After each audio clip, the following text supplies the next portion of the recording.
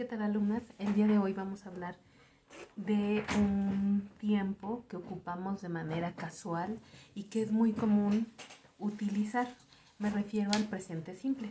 Es importante que ustedes sepan que el presente simple tiene diferentes usos y que de acuerdo a ello nos vamos a apoyar para poderlo entender y asimilar mejor en nuestro idioma.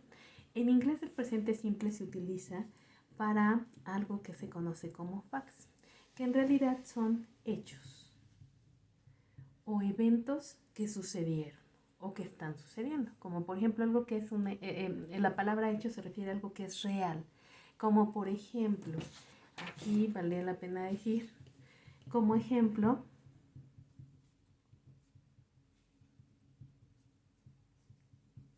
París está en Francia. Es un hecho, es algo real, es algo verídico. Entonces, en ese momento se utiliza el presente simple. Otro momento en que utilizamos el presente simple también es para expresar hábitos. Hábitos como por ejemplo, no fumo. Es algo que ocurre de manera frecuente. ¿Y qué hago? Otro uso del presente simple es para explicar rutinas. Algo que hacemos de manera cotidiana. Por ejemplo, yo juego tenis. En ese momento hago algo de manera cotidiana y por eso hago uso del presente simple. Pero también se utiliza para horarios. En este caso es cuando yo asigno una hora en específico, como por ejemplo,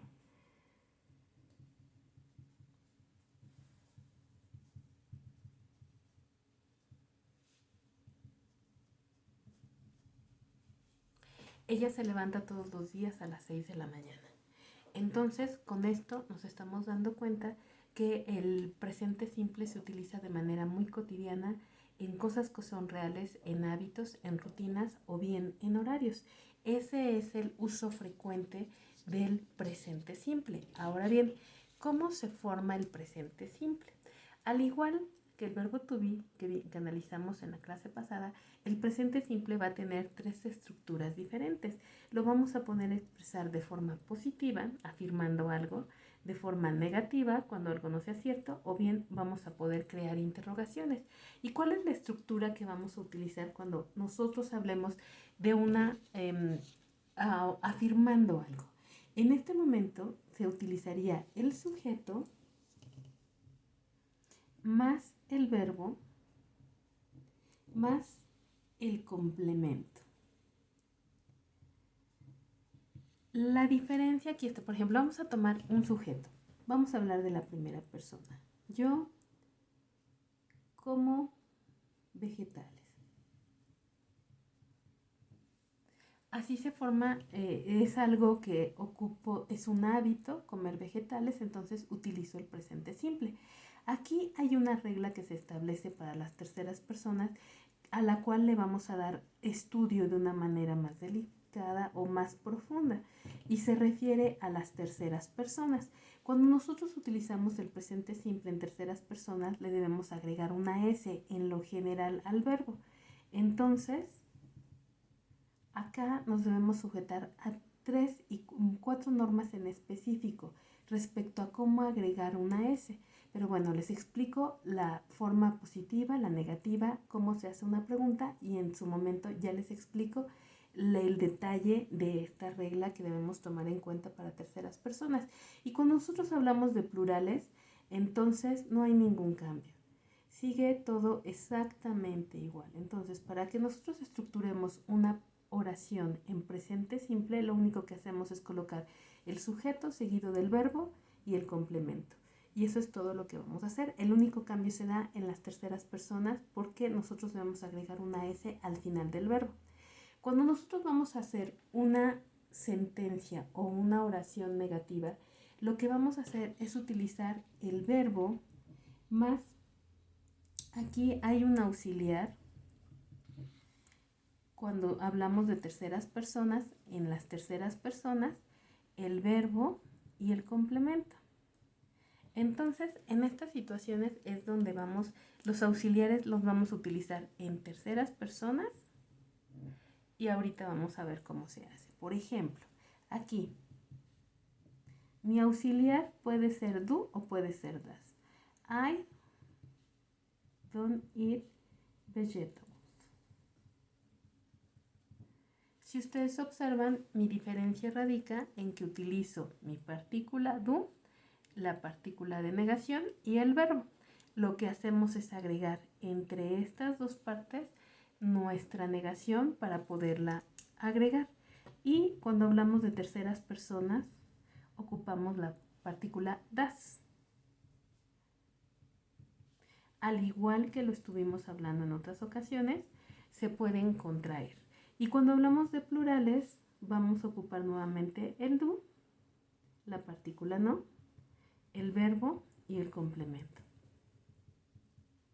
Así es como se estructura una oración en negativo, es decir, cuando yo no acostumbro un hábito, un hecho, una rutina, un horario o algo que hago cotidianamente. Y cuando nosotros hacemos una interrogación, vamos a hablar de la misma manera en como lo estábamos haciendo en la vez anterior. Lo que vamos a hacer ahora va a ser utilizar nuestro auxiliar, que es el que va a abrir nuestra pregunta.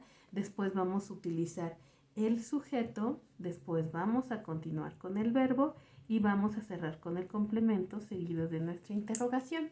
Y entonces, si nosotros hiciéramos en pregunta nuestra negación de la parte superior, el auxiliar que utilizamos es do.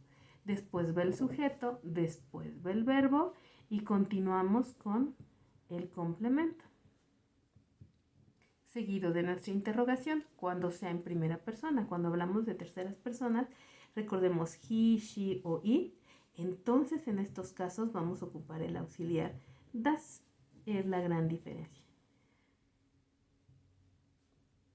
Y nuestra estructura sigue exactamente igual.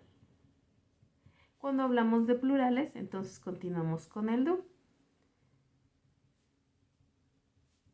Y si observan, la diferencia va a radicar en una oración positiva, solamente utilizo el sujeto, el verbo y el complemento. Vamos a hacer un estudio específico de cómo se agrega la S. Cuando la hacemos negativa, agregamos un auxiliar y la partícula no antes del verbo, y cuando la hacemos interrogante, hacemos un cambio. Entra primero el auxiliar, después el sujeto, seguido del verbo y el complemento. Y entonces, así de sencillo es utilizar el presente simple en nuestra vida cotidiana. Pero hablemos de la regla en la cual agregamos al verbo una S. En específico, esta regla se sujeta a 4 reglas generales.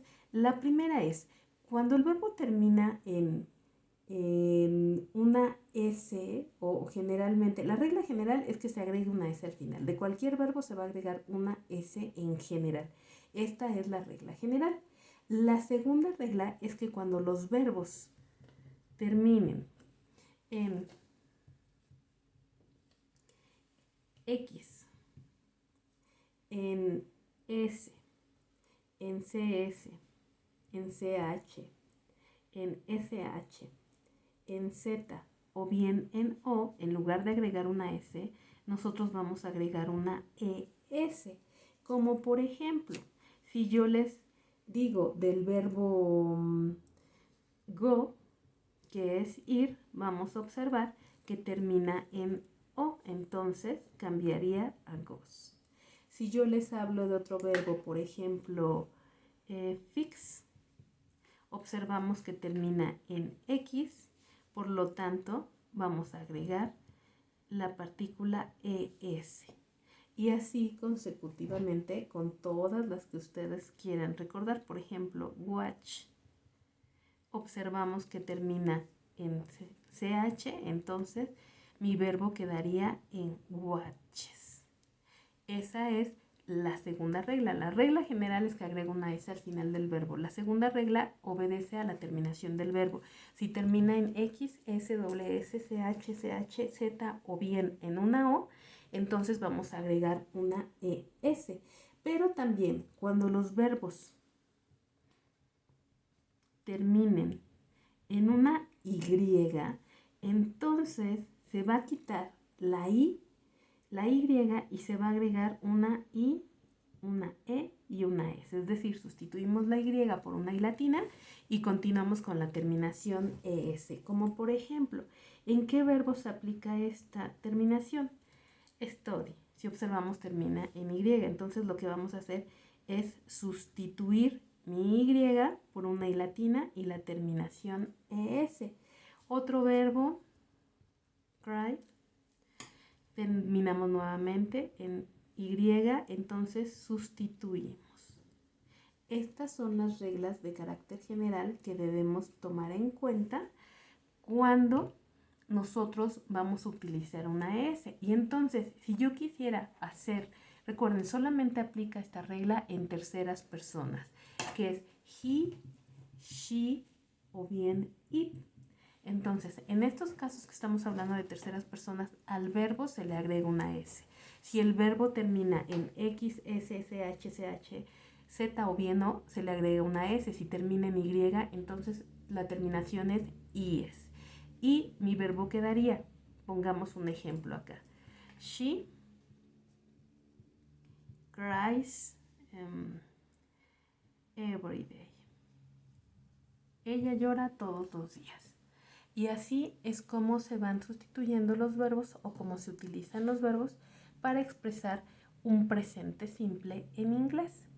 Deseo que les haya quedado claro. Agradezco muchísimo su atención.